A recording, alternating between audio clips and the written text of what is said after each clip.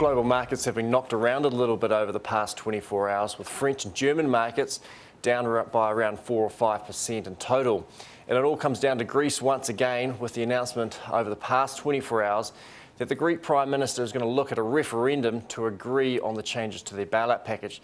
Now, the real concern from markets is that this won't pass through a referendum, and the structured bailout and the structured default of some of the Greek debt will mean that the bailout package announced last week will really fall through the cracks, and it could be disastrous for the marketplace. Now, this has of course unsettled the markets, and we've seen some big falls over the past day. In this part of the world, there's also been quite a bit of news, with the Australian Reserve Bank announcing yesterday during the Melbourne Cup that they have cut their official cash rate, or their equivalent, from 4.75% down to 4.5%, citing the fact that the Australian economy is going through a soft patch and being impacted by the European crisis, as well as a slowdown in parts of Asia. So this has impacted on the currency. The New Zealand dollar has dropped under 80 cents against the US dollar, and early on Wednesday morning we were trading around 79.75 against the US. The other news from this part of the world early on Wednesday morning was the result from the latest global dairy trade auction.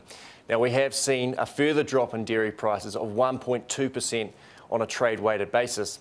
Now, this does confirm the fact that we have seen dairy prices influenced by some of these external factors around the world and the turbulent times we have been seeing for other markets. The other thing to point out is that production has been increasing fairly strongly across the dairy season in other parts of the world, as well as the early part of the spring here at home in New Zealand. Now, these factors have influenced the dairy payout, and this reflects the fact that we saw Fonterra drop their dairy payout by 45 cents last week. Now, the drop in the payout wasn't really a surprise to us, but the timing in the season was just a little bit of a surprise. And looking at some of the numbers over the past few days, we do believe that there's every chance that we could see further drops in the payout unless we start to see dairy prices rise over the next few months.